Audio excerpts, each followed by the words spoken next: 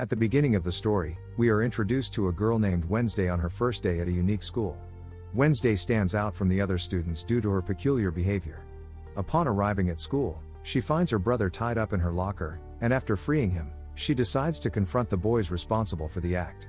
The boys were practicing swimming, so Wednesday cleverly releases biting fish into the pool, causing chaos.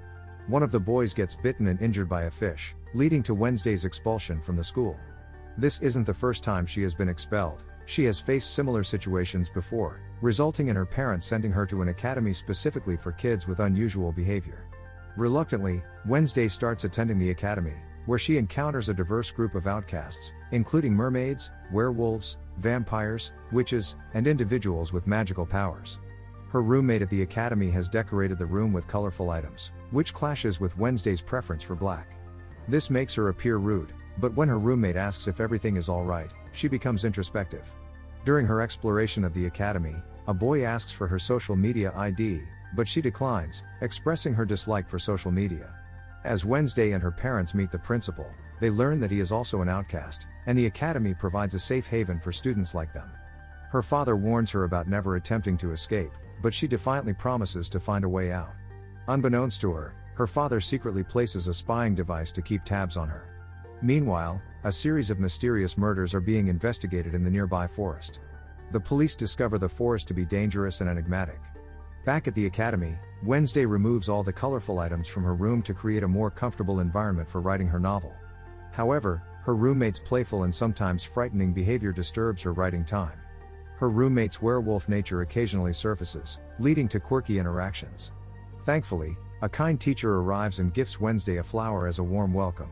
The next day, Wednesday was going somewhere when she noticed that the hand her father had left was secretly watching her.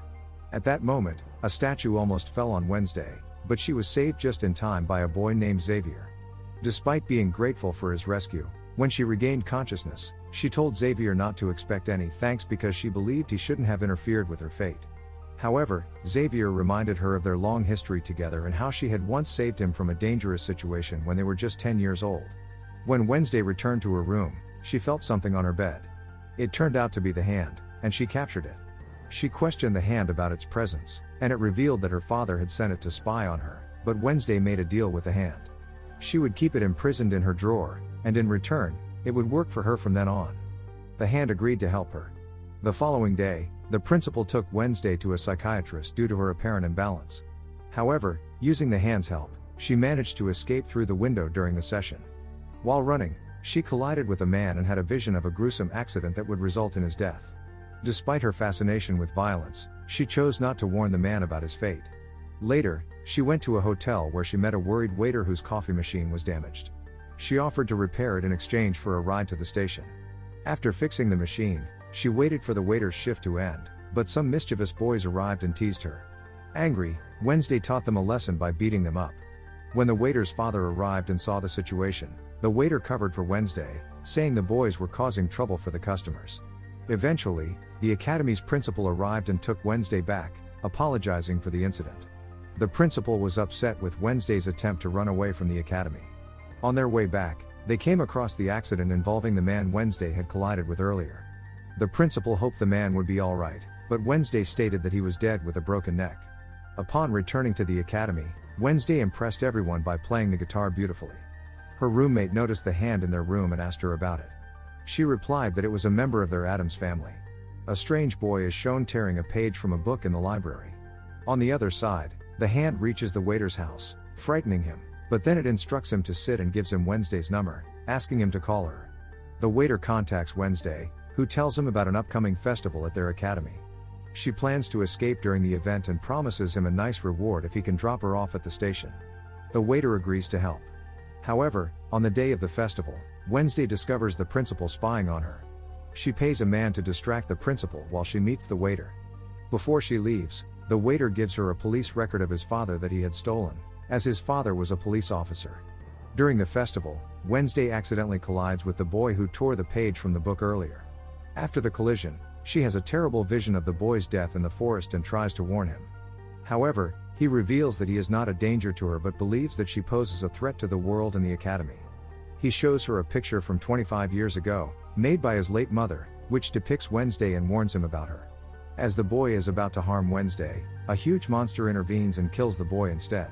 After this encounter, Wednesday returns to her room, giving up her intention of escaping. She is perplexed about being perceived as a danger to the world and wonders why the monster saved her. The next day, the police officer arrives to investigate Wednesday's claim about the boy's death. However, they find no evidence or body, and Wednesday explains what she saw in the forest. The principal quickly dismisses her words, stating that the boy had merely run away and that she often experiences fits, but they are treating her for it. Nevertheless, Wednesday insists that there is someone in the jungle responsible for ending people's lives, as she knows she saw something real. The story continues as the boy who was thought to be dead appears safe and sound. The next day, the doctor questions Wednesday about whether she spread the rumor to draw attention to herself, insinuating that she had seen the boy's death. However, Wednesday stands her ground and insists that she knows what she saw. Later, she discovers that the boy is being expelled from the academy without any explanation. At the academy, the principal asks Wednesday to participate in an activity, and she joins a club for that purpose. During the activity, she befriends a boy. The Hand keeps an eye on this boy and witnesses him changing his appearance, pretending to be an old man and then the academy's principal. The Hand informs Wednesday of this strange behavior. In the classroom, Xavier invites Wednesday to sit beside him. He creates a picture of a spider using magic, but Wednesday quickly destroys it. An argument erupts between Wednesday and another girl who don't like each other. To divert attention, Wednesday sends her roommate to the club activity in her place, while she ventures into the nearby forest to search for the monster. In the forest, Wednesday finds broken glasses belonging to the boy she had seen dying. As she touches the glasses, she has a vision of a book. She heads to the library to look for the book but doesn't find it there. Secretly, she enters Xavier's room since he and the boy live together, hoping to find the book there. While hiding under the bed in Xavier's room, they overhear a conversation between Xavier and a villainous girl. The girl threatens to destroy Xavier's friends, including Wednesday. Upon hearing this, Wednesday vows to participate in the boat race the next day and defeat the villainous girl. The boat race begins, and it is declared that there are no rules or laws for the competition. The winning team will be the one that retrieves the flag from the cave first. The race commences, and the villainous girl plays tricks to sabotage another team's boat, with the help of her mermaid friend. The mermaid attempts to interfere with Wednesday's boat, but the Hand cleverly traps her in a net. Only 3 teams manage to reach the shore due to the villainous girl's interference. When they all head to the cave to retrieve the flag, Wednesday deliberately makes a hole in the Joker's boat using her paw. As they bring the flag back, Wednesday gets lost in thought and envisions a girl similar to her, holding a book. She snaps out of it and continues with the flag, but Joker's boat sinks due to the hole, and the mermaid attacks their boat. However, the Hand fights back and punches the mermaid hard, keeping them safe. During the race, Wednesday manages to make a hole in the villain's boat while removing many arrows from her own boat, causing the villain's boat to sink. As a result, Wednesday's team wins the race, defeating the villain for the first time in 4 years. Later, at night, Wednesday discovers a statue holding a book. By solving a riddle, she opens a hidden path and finds many pictures, including some of her parents, and the book she had been searching for. As she tries to take the book, someone attacks her, and she loses consciousness. When she wakes up, she finds herself captured by masked individuals, who turn out to be the villain and her companions. However, she skillfully escapes from their captivity and leaves them behind. Back at the academy, she completes the torn page from the book and starts reading it. The next day, the principal assigns them a project to work in city shops. While in the city, she shows the book to Xavier and asks if he knows about it. He recognizes it as a magician's book, over 30 years old, and reveals that it was the cause of a fight between him and the boy attacked by the monster. To know more about the magician, Xavier suggests visiting the magician's old special house. As they work in different shops, Wednesday's anger scares away customers, but she stands up against boys teasing her friend and beats them. Later, she goes to the magician's house with her friend to learn the truth about the book. Inside, she finds various artifacts and paintings related to the magician. In one painting, she sees the same girl with a guitar, whom she had envisioned near the cave when bringing back the flag. Then, she finds a book in the painting boy's room, but it turns out to be a fake with no contents. A lady appears, and Wednesday asks her about the real book. The lady explains that the real book was stolen, and the house she is in currently is not the magician's true residence.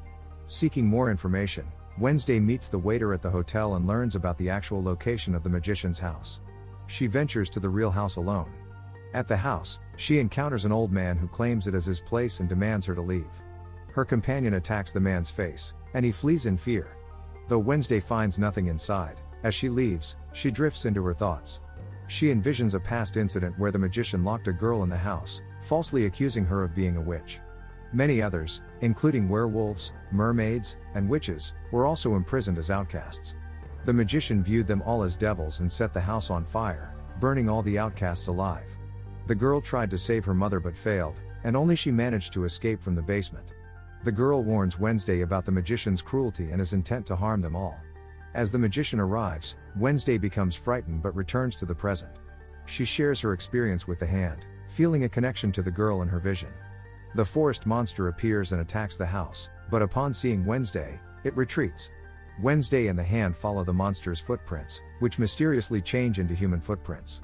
The next day, the city decides to honor the magician by placing a statue as a sign of respect, considering him a hero. Wednesday is called to play the guitar during the ceremony. However, on her command, the hand secretly sprinkles petrol on the statue and sets it on fire. As the statue burns, Wednesday continues to play the guitar, finding satisfaction in seeing the symbol of the cruel magician being consumed by the flames. The principal becomes suspicious of Wednesday, but she lacks evidence against her. Meanwhile, the old man in the magician's house, whom Wednesday had encountered before, is attacked by the monster and takes a few pictures of it with his camera before he dies. The police arrive to investigate, and they discover the monster's picture in the old man's camera. The next day, the hand tampered with the camera in the morgue to prevent anyone from seeing what it would do. Wednesday sneaks into the morgue to examine the wounds of the old man who was killed by the monster. She records all the details while examining the dead body. The hand keeps a file of her investigation. When the doctor and police officer arrive, Wednesday hides inside a box, pretending to be a corpse. The doctor opens the box but assumes Wednesday is just another lifeless body, so he leaves without suspecting anything. Later, during her investigation, Wednesday discovers that the monster is collecting body parts. She goes to the academy and finds paw marks on Xavier's neck, which raises her suspicion about him. As she follows him, she finds drawings and pictures related to the monster in a cabin. Xavier spots her, and to distract him, Wednesday invites him to a dance party that night while secretly handing over the monster drawing to the police officer. The officer tells her they need more solid evidence to capture anyone. Wednesday shares all her findings with her friend, seeking his help. He recognizes one of the drawings and takes her to a cave where they discover many bones and a handcuff. In the cave, Wednesday finds a long sharp nail and keeps it as evidence. She then goes to Xavier's cabin, where she retrieves a cloth soaked in blood from the dustbin and keeps it as further proof.